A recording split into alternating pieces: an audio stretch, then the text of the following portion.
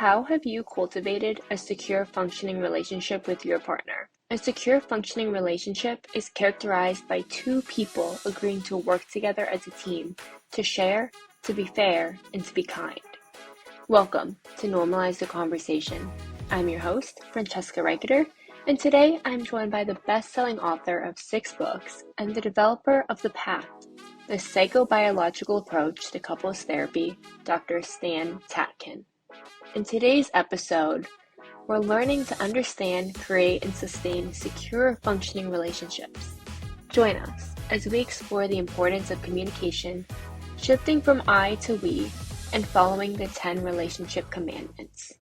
Stan, thank you so much for joining me today. I am really excited for our conversation.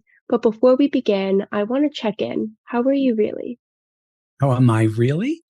I have a friend that answers always good enough. I'm good enough. I think that's a fair answer. That's a really good answer. Yeah. I like good enough. I love that. It's so hard to answer that question sometimes, and I think there's a lack of direct communication in the sense of the how are you. People often see it as a greeting, and they don't make the effort to even check in with their loved ones and have a conversation of how are you, and take a moment and answer honestly. It's a very, very confusing world that we don't usually answer that question. I'm really excited for our conversation today. We're going to talk about secure functioning relationships, specifically when parents become empty nesters. I know from my personal experience through my cousins and my aunts and uncles, seeing how much the family unit really revolves around the kids and the kids being home all the time, how difficult it is for so many people to foster a healthy relationship when suddenly it's just the two of them. So I'm really excited for this conversation. Yeah, I am too, because I have a lot to say about that. So first, can you tell us what a secure functional relationship is? So secure functioning is not the same as secure attachment, even though I write about attachment theory.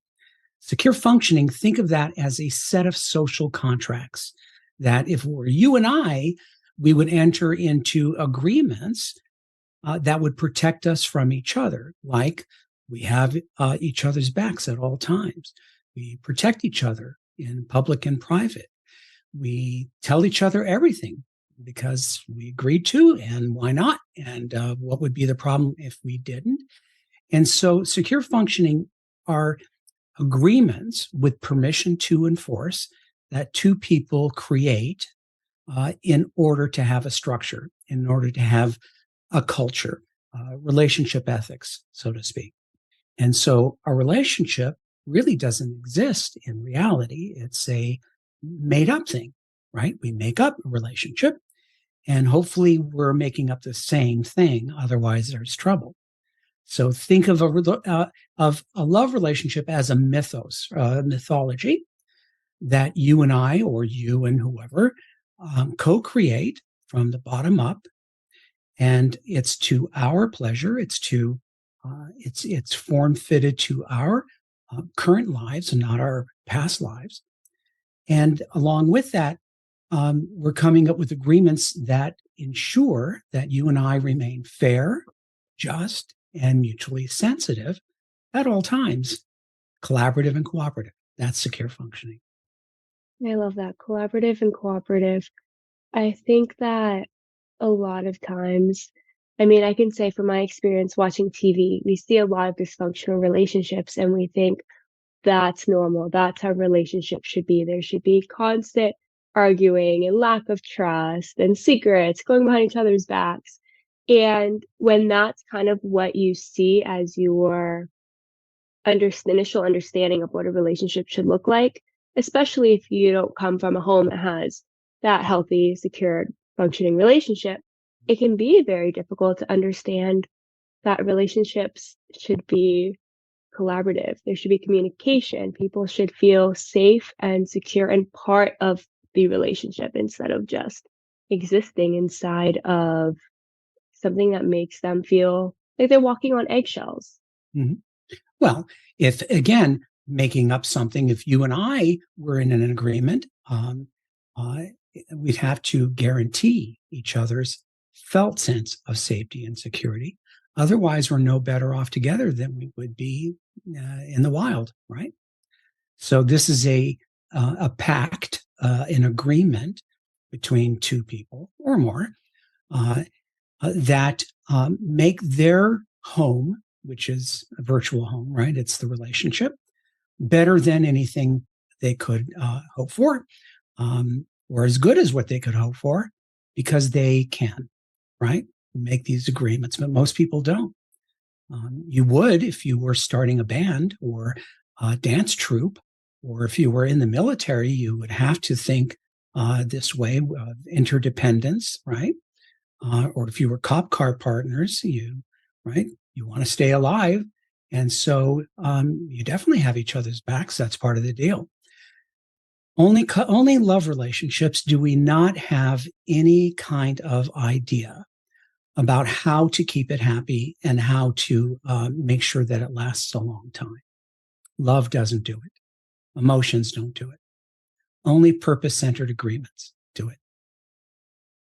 That is so true. And I never thought about it that way. When we have even friendships, we tend to have an understanding of what we want from our friends. We tend to be very honest and support each other. Hopefully we're supporting each other.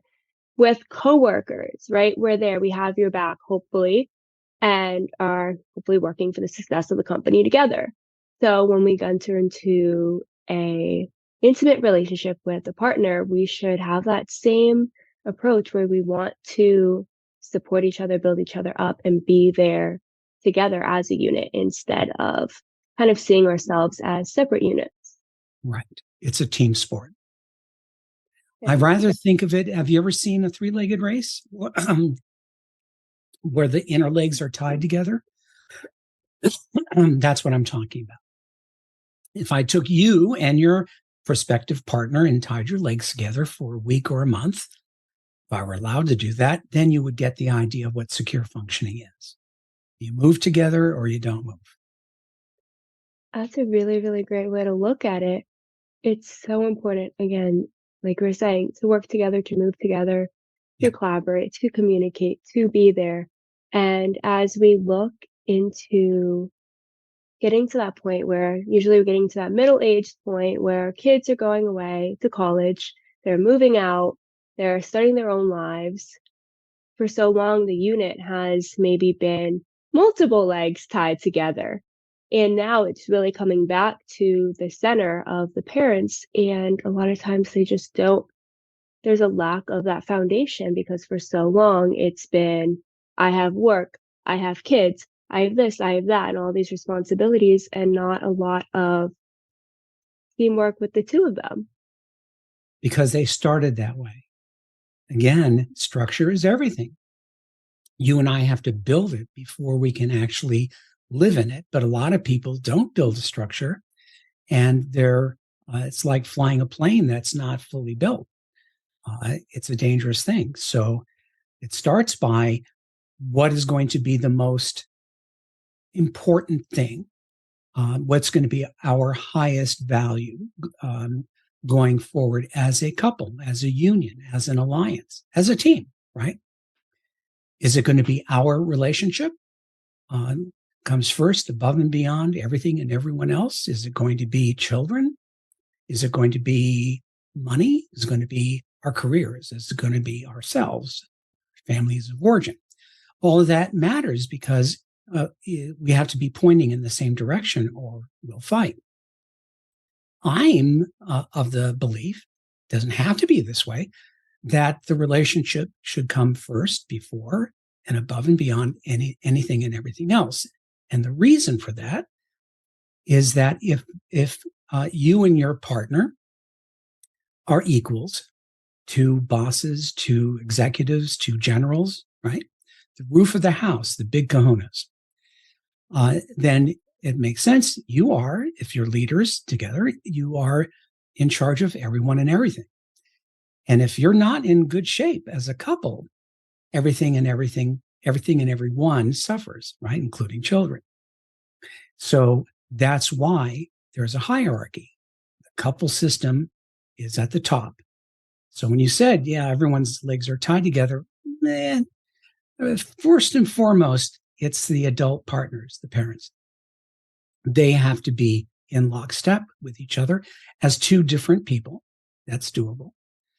And work really well together because everyone is depending on them being good, right? And that's why. So you and I were going to talk a little bit about empty nest and how that happens. That partners don't know what to do with each other after kids leave the nest, and it's because they dropped the couple. The couple should have existed from the very beginning to the very end as, girlfriend, boyfriend, girlfriend and boyfriend, whatever. And that has to exist all the way. Otherwise, the partners will lose their reason for even being together. And it can't be the kids. Yeah. That makes a lot of sense. A lot of times we hear that people stay together for the kids, and it really does come down to that foundation, like you said. So Yes. for maybe someone like me who doesn't have a relationship yet, who's one day hoping to find that soulmate, that perfect person for me, how do people start building that secure, functional relationship from the get-go? What kind of conversations or communication should be had? Well, first, I would advise you and your listeners to not look for the right person, but to look for the right relationship. I like that. Write down your perfect relationship with person X. It's every sentence starts with we. We put the relationship first, if that's what you want. We tell each other everything, if that's what you want. We are radically devoted to each other's safety and security. We are radically protective of each other. We make decisions together by getting each other on board first before moving. We can't move until we get each other fully on board, right? I want it, you want it, win-win. Yes, let's go, let's do it. So write down, starting with safety and security, then love, affection, sex, then growth, adventure, whatever else you want to do. You start to write, we do this. This is what we do. This is who we are, how we operate, how we do business together. I love that And then, reframe. and then you start to vet people to see if they're the kind of people who are going to agree with you and going to want the same thing. Right? That's what you want. Otherwise, you'll make the mistake of looking for the perfect person, which there is none. All people are a pain in the ass. All people are disappointing. All people are irritating and annoying. There is no such thing as a low maintenance person over time up close. So there's a lot of fallacies there. So what you want is somebody who's willing to play the same game that you want. Full stop. I love that reframe because I guess it was taught that this is what I want, what I want, what I want. And it was never we. But by switching it to we, it automatically turns into a collaborative unit. It automatically turns into together we want to do this, we want to build this, instead of that kind of blame game where it's like, you're not this, you didn't do this, when it should be a function of how can we support each other. So that reframes it from the beginning with the manifestation of what you want. I love that. And the first thing is, do we want to support each other? I want a relationship where we support each other. What about you? And be honest. Well, yeah, we support each other, but you're responsible for yourself. And if you're hurt, that's your problem. It's your feelings. I'm not responsible. That's someone you want to pass on if you believe in secure functioning, because it's a lot like being in the foxhole together. The two of you depend on each other for everything, for safety, for your lives, for your health, for everything. And so it's got to be a two-way street.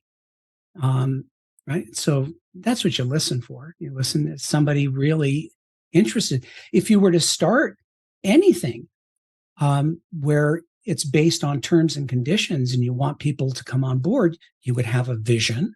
Here's where we're going. And you'd have a purpose. Here's why we're doing this. Are you in? Is that attractive to you? That's what keeps all unions in a free society together. Shared purpose, shared vision, period. And so how do you do that from the very beginning? Carefully, because when you're dating, no one wants to be asked, so, hey, do you want a relationship where we come first, the relationship comes first? And the other person is thinking, too soon. So I think this is, you get a sense as you're watching and paying attention to this new person. Who are they really? Right. Really listening to the what person. do they really believe? Yeah. Yeah, listening to what they say and then what their actions look like, Yes. because it should align. And if it doesn't, maybe they're not the right person for you. Maybe they are. But it's really important to pay attention and hear what people are saying, but see what they're showing you as well. And I think having that healthy foundation really does sound like it builds for future through the relationship. But what are some red flags that the relationship is starting to not be prioritized anymore? Well, someone's going to feel it, right? Someone's going to feel it and someone's going to complain. And again, do we have an agreement that if one of us complains that we're feeling lonely, we feel insecure in the relationship, do we already have an agreement that if either of us do that, the other person is on it like that? No argument, nothing. I'm in charge of your well-being. I'm in charge of your safety and security. I can't afford for you to feel insecure because you'll act strange. And so I do whatever I must to shore that up, and you do that with me. So if you don't have an agreement, previous agreements with permission to enforce, you're kind of in a bad way, right? Because that's how we do everything, is previous agreement and permission to enforce. It really sounds like it all centers around a form of communication, understanding what each party wants and being willing to have that conversation to enforce the agreement that you've came up with together instead of, I think a lot of times people are afraid maybe to say something or afraid, what if I say something and they don't react well? But it sounds like effective communication really is the root of that secure relationship. And if someone is unwilling to talk about it and unwilling to listen and to follow that agreement, maybe they're not in the relationship in the same place that you are. Right. Right. Watch what people do, not what they say. People will say a lot of things, and often people will say, yeah, I want that, but I'll never do anything to get it because it's too much work and I don't want it that much. Here we're talking about things that we must do because otherwise we're not going to be happy. And it's mutually assured destruction if we do things that could harm the union. So we have to have somebody, including ourselves, that believe in principles and aren't going to violate them, because that destroys the union, right? It's a two-person system. Has to be, or it won't work. So you want somebody who's willing to do the hardest thing, but it's the right thing to do, right? You have to put in the work. It is a two-person system. It's amazing to you've already reframed relationships for me, so thank you for that. It's really important that we understand it's a two-way street and that we both have to be part of it. But what happens when maybe now you add kids into the equation? How do you continue to maintain that relationship while also having more responsibilities maybe at the forefront? Well, we wrote a book called Baby Bomb, which is actually preparing the couple for the baby. It's not about the baby. It's about the couple remaining a couple before, during, and after the birth. And right, so it starts with that. Child rearing is a couple exercise, right? It's one of the projects that you and I would do. The other could be building a house, or it could be, moving somewhere, or whatever it is. So we're both parents, but we're a couple first. We're both parents, and we make sure that we're on the same page with our purpose. Probably it's going to be the best parents we could be, and our vision, which is probably going to be, what's the end result? What do we want for our kids? How do we want them to turn out? And that levels the field for people who are going to parent differently, but we're going to aim in the same direction. But we're a couple because kids are passing through. We don't own them. Yeah. And so that's the attitude. But unfortunately, what happens is something quite different. The first child sometimes creates jealousy because they've gone from 2s to 3s. And that's an intrusion for at least one of them.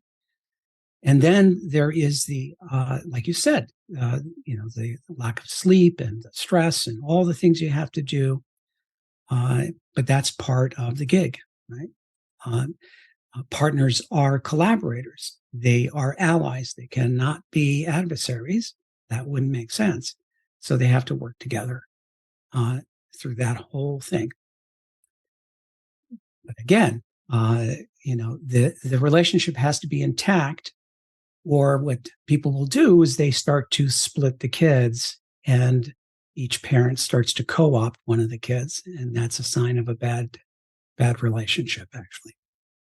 Yeah, and it's not a healthy relationship or household for the kids to grow up in when they're constantly being kind of forced to choose one parent over the other. It's not fair. And it's also not modeling a healthy relationship for them to then look to in the future. So it's really important to maintain that communication, maintain that collaboration, and not switch to this mindset where we just have to be together, but Right. we want to be together. Right. We want to be together because of what we do, not how we feel. What we do is awesome. We do incredible things because we set the bar high, and we make sure that we get there, right? So my wife and I have one where if one of us is in distress, the other one drops what they're doing right away and ministers to that partner. That's an inconvenience, right? But it's also a nice inconvenience if you're the one who's being taken care of. So it's worth it, right? And so we do it, even though it could be a hard thing to do in moments. If we get into a fight, we have to repair within about 30 minutes, no longer than 45 minutes. That's really hard to do. But we decided that that's the best thing we could do, even though it's the hardest. So that's the idea of setting up purpose-centered principles. We decide what a good life is as a couple based on what we think is best, what we think is right, not somebody else. And then we hold each other to it. Otherwise, it's the Wild West, right? Yeah. So this is a different model, very different way of looking at things, but it's been this way since the beginning of civilization. People coming together based on terms and conditions, deal or no deal, unless it's slavery or dictatorship. The purpose-centered principles that are what's right for you sounds for amazing. Or right for both of you. Yes, we're switching to the we, not the I. I need to learn this. Very important. But it also sounds like it can be kind of difficult to figure out what those principles are for the relationship. So what were some of the ways that you kind of decided, for between 30 and 45 minutes, you have to repair that argument? How do you come up with the principles that are right for the relationship? Well, there's a psychobiological reason for the 30 minutes. It has to do with our threat system and our memory system. Anything that goes too long, that's intense, will go into long-term memory. And unless you want to keep litigating the past because of damage that was not repaired, then take your time. But I would advise against that. The reason you fix things right away is you won't remember them. right? You could bump into each other and irritate each other, as people do, throughout the day. But if you're really good at this and you know how to repair, how to fall on your own sword and apologize, nobody will remember. You just think that, oh, it was a good day. So also, there's a health cost. The longer you go without repair, the sicker we become because of hormones and neurotransmitters that are, it's called cytotoxic. They burn cells. So that period between the breach in a relationship and repair isn't neutral. We're causing a lot of wear and tear in the body and the brain, and the relationship becomes more dangerous. So there's no upside. So yeah, we do that. We have another one. We can go to bed angry, but we have to at least touch toes. Oh, that's cute. What's the science behind that? There is an existential issue with us human primates having to do with losing our primary attachment figure, which goes all the way back to if mommy dies, I die. Goes all the way back to infancy, where our lives depend on that existence of that primary attachment figure. So when you and I get into a fight, there's a part of us that actually wonders if the relationship is okay, whether it will exist tomorrow. So you going to me and saying, I hate you right now, I'm really pissed, but we're okay, is everything, right? Is everything, because get to relax. I can handle you being mad at me. I can't handle the idea that you might leave or this might be over. And the same thing with sleeping at night. So it takes care of that matter and takes it off the table, which is important for being able to go to sleep. I love this. But it also works. I love this because, you wouldn't think about how quickly you need to make up with someone or how just a small sense of touch can make a big impact in a relationship. Yeah. But these aren't the kind of conversations we're being taught, right? Or that are being held, or at least not the conversations that I have access to or have looked for, I guess. Touch is for most people, is an unequivocal signal of friendliness that suggests we're okay. And that's pretty much when it comes to, it's the least thing you can do for repair, but it's also sometimes the best thing. So not talking and not going through the deep issues that led to this. It's much more of my going to you and saying, you know what, I shouldn't have done that. I was wrong. I should not have done that. I don't blame you for being upset with me. Full stop. Without saying, but I wouldn't have done that if you hadn't done this, right? Without giving excuses. That takes a lot of character, and that's what we call falling on our sword for the relationship, right? Everything is for the relationship, not in terms of being right. You can be right or you can be in a relationship. So this is about growing up and learning how to be in an interdependent relationship where we have to care about the other person's well-being or we won't be okay.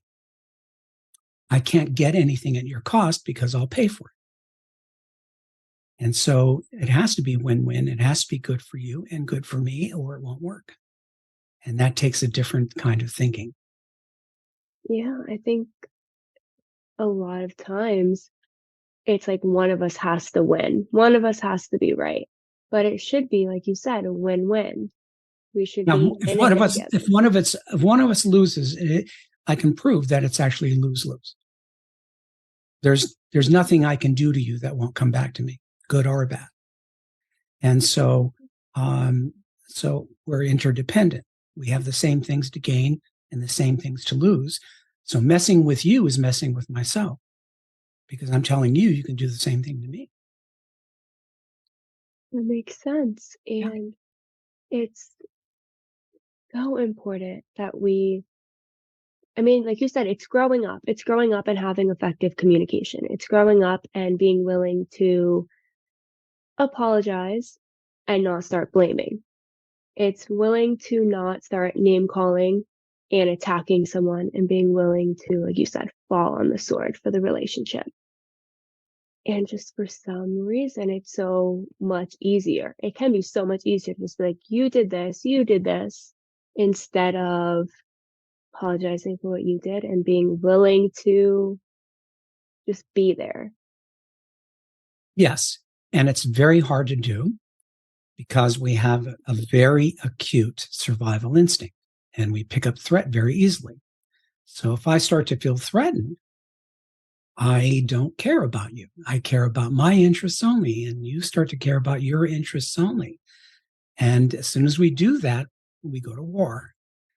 And so this is being above and beyond what the average human primate is, which is not great when not happy, right? Even the worst of us is okay when happy, right? But you may not want to be around that person when they're not. So you and I have to plan for our devils, not our angels.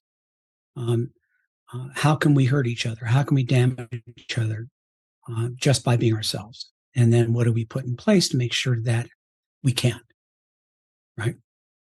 Without we can't do that. So it is organizational. It's thinking ahead.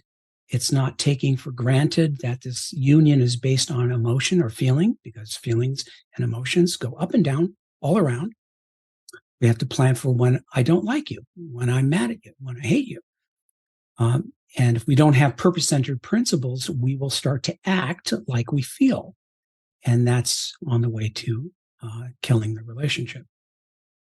So it is hard to do, but it's worth it. Sounds like it's worth it.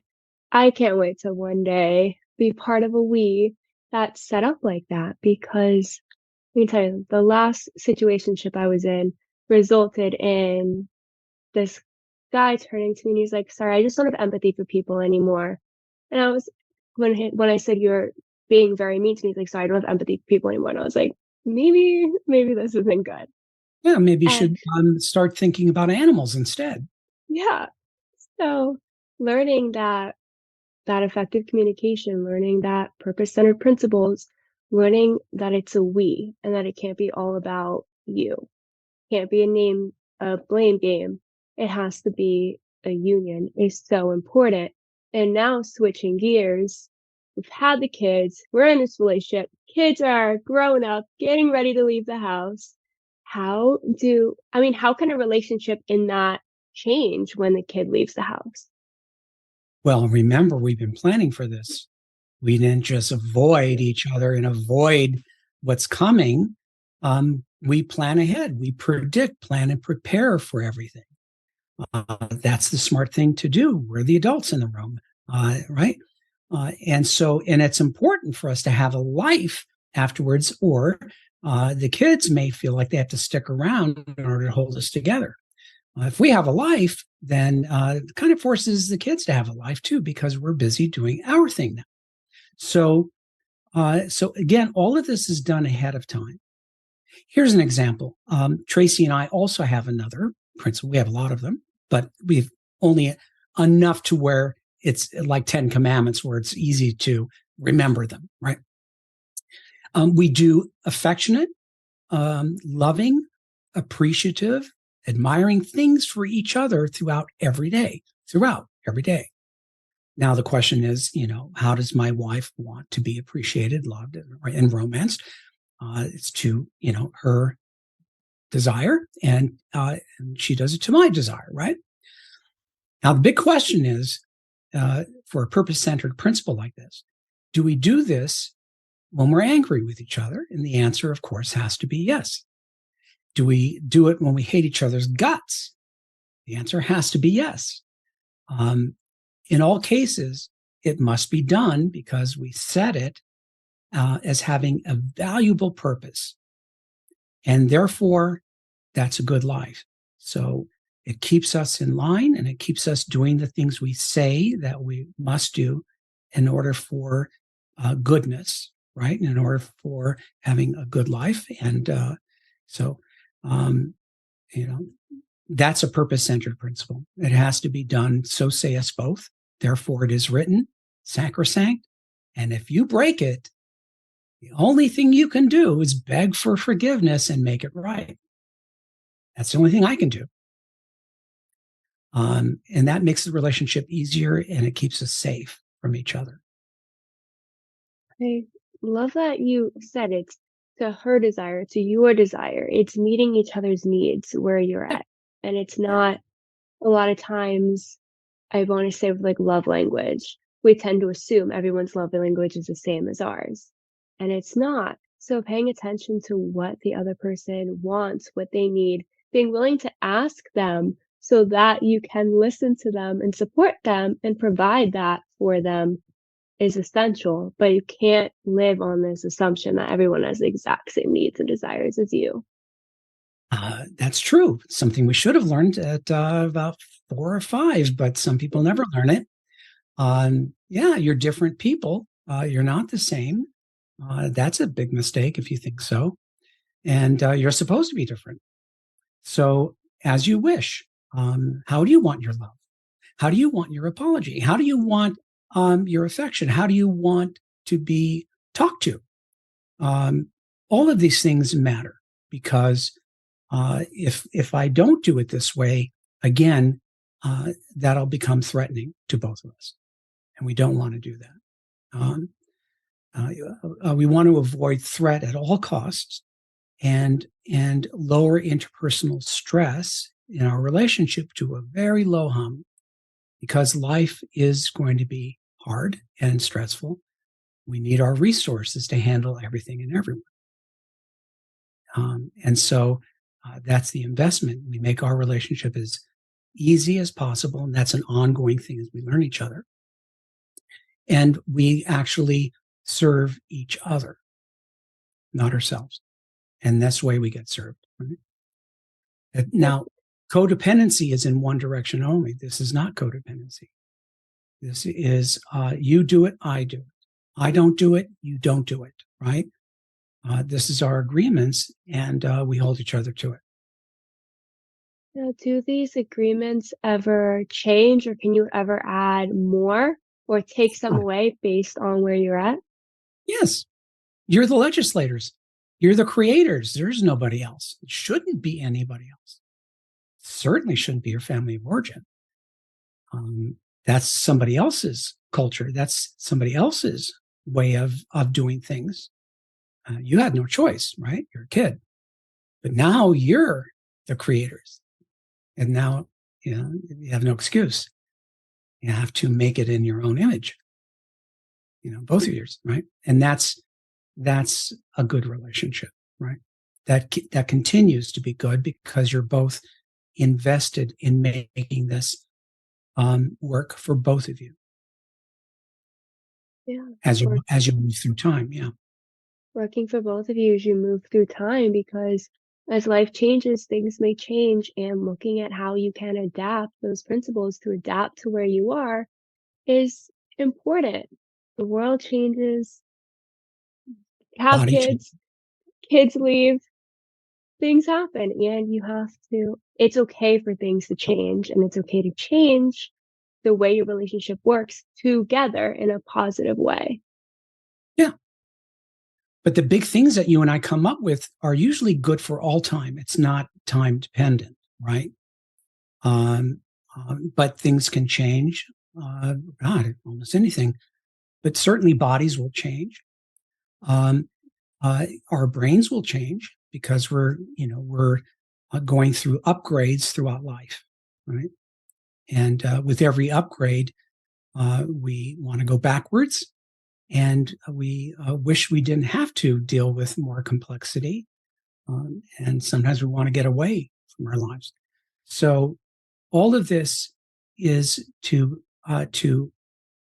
make it possible that if we're here to please each other, if we're here to serve each other, not at our own cost, but that it's good for both of us, that's kind of a good union to stay in. Not a lot of reasons to get out, right? Not a lot of reasons to get out.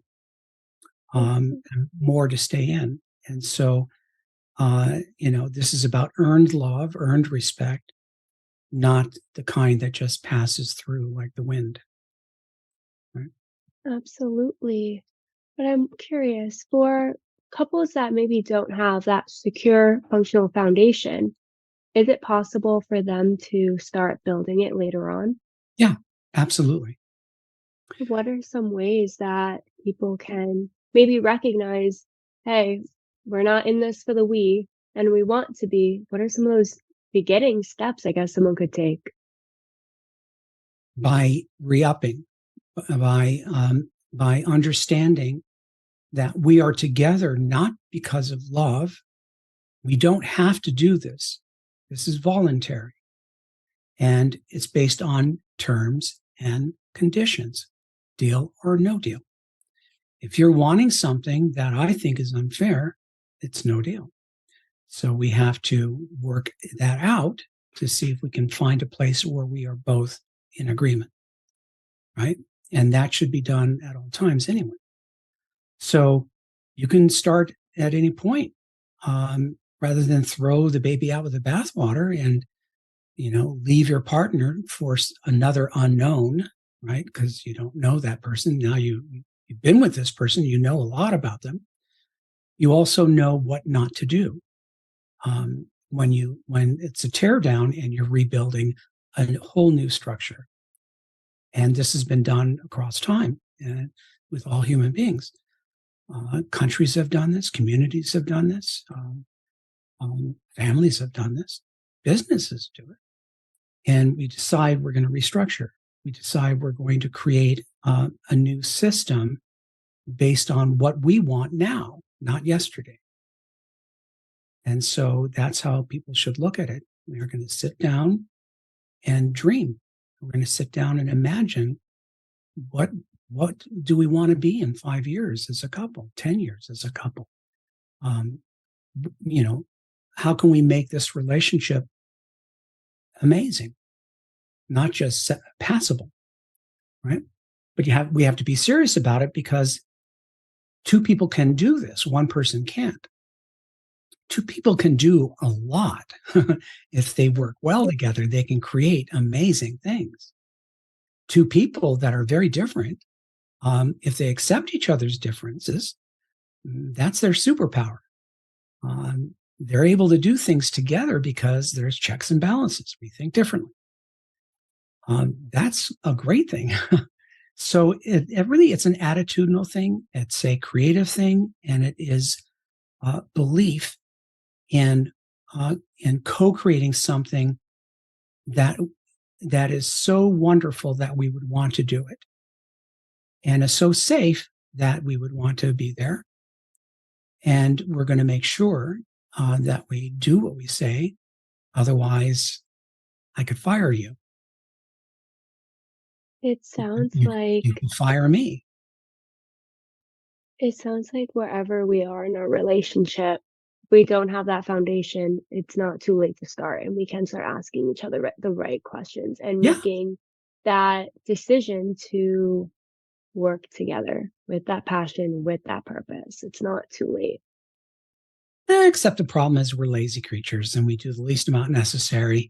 And couples are burdened with several things. One, a very long memory going all the way back to infancy, because it's a dependency kind of relationship reminiscent of the earliest ones. So it has a long memory, and if you've had a turbulent past, if you're not careful, you're going to have a turbulent present. So that's one. Two is couples kind of get into the place where they think they're family, which they're not. And so partners will lose their formalities, which are necessary to get along, right? Family can get away with anything, but strangers who are trying to get to know each other can't. So there are entitlements in couples, right? I'm entitled to this because this is how I was in my family of origin. You should do what I grew up with. No, that's not true. But right, there's all sorts of issues that aren't there with other unions. Other unions don't work that way. That's why I write what I write and I hawk what I hawk, because I've done a lot of research and a lot of thinking and worked a lot with couples. This is the only thing that could actually work and could last a long time and be happy.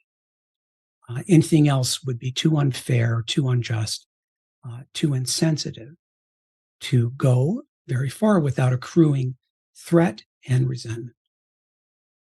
You are amazing. And I just, again, I'm so amazed by this reframe from I to we and how we can build that unit together, how we can create that passion and that purpose. So, as we are wrapping up, can you offer a piece of advice? Can I just say one thing? Yes. For people who freak out with the we, this, secure functioning isn't for the faint of heart. Both people have to be fully independent and autonomous. Both have to be willing to lead. Both have to be able to tolerate pain. Both have to be able to tolerate the fact that they're different, and accept it and not be a pain in the ass. Both have to be able to grieve losses and recognize losses, right? Otherwise, it'll infect or be a problem in behavior in the relationship. And both have to be able to do the right thing when it's the hardest thing to do. And a lot of people have a hard time with that. They want to do what feels best right now, even though it kills the relationship, even though it destroys you. I feel good, right? I feel better. And so it does take a higher level of character, discipline, and belief in something greater than oneself. Okay, go ahead. No, it does. And it's so easy, like you said, to do the easy thing, to do what's best for me in this moment. And like you said, it can kill the relationship. Yeah. And it's so important to create these principles, to abide by them, to be willing to communicate and to grow together.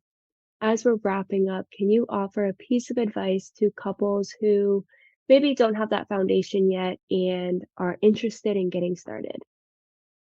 Well, I would read one of my books. The new edition, second edition of Wired for Love is coming out next year. But We Do and In Each Other's Care are, I think, really good books for that. There are some others. You could come to one of our workshops we do online throughout the year. But in the meantime, the take home here is fix things fast, learn the art of falling on your own sword for the relationship. Your partner will start to do the same. It's catching. And start doing that now, because the reason apologies and amends were invented was to keep us alive, to keep us from going to war, from being sued, and to keep our families intact and to hold our relationships together. So if you're not doing that now, I would start. Dan, Nothing else. Yeah. Dan, you are amazing. Where can people connect with you, find your books, find your workshops? By going to the PACTinstitute.com. So it's the PACT Institute.com. And there you can get information for a couple of retreats and a couple of workshops if you're in the biz. This started off as training.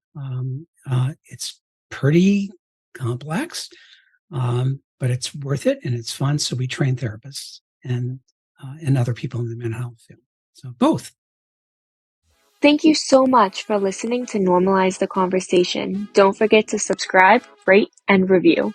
This podcast is an initiative of Inspiring My Generation, focusing on normalizing the conversation, bringing education and awareness to the forefront, and amplifying global voices to spark change and hope.